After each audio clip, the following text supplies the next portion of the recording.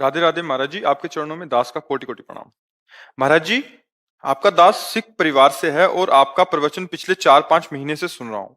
प्रवचन सुनते वक्त मन को अति आनंद प्राप्त होता है और मन करता है कि पूरा वक्त प्रवचन सुनते सुनते ही बिता दूं।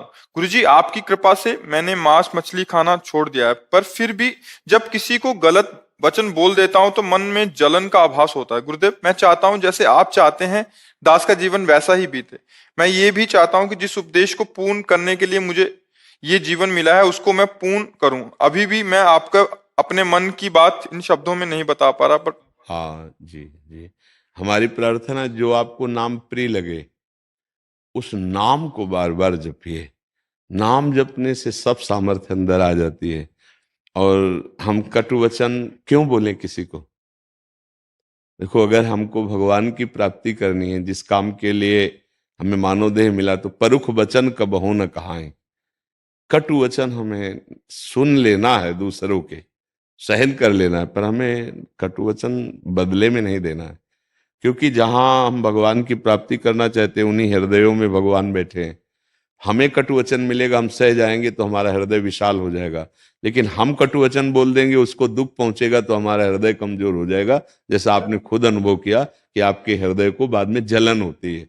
जहां जलन होती है वहां हम कहीं ना कहीं त्रुटि करते हैं, तभी जलन होती है। गलत होते तब हृदय जलता है। तो हमें लगता है इसका सुधार किया जाए और नाम जप किया जाए। नाम जप से सब ठीक हो जाता है।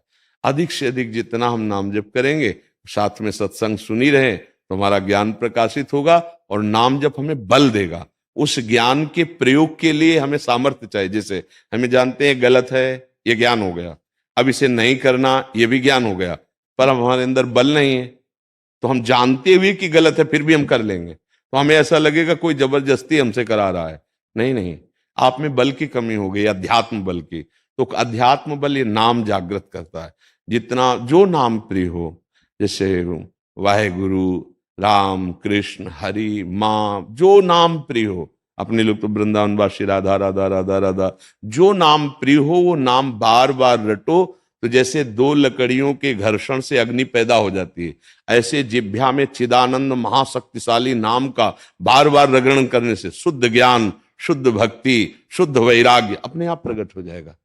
ये चली हुई बात कर रहे हैं, केवल लिखी पढ़ी हुई बात नहीं कर रहे हैं, क्योंकि अपने लोग उसी मार्ग में चले हैं।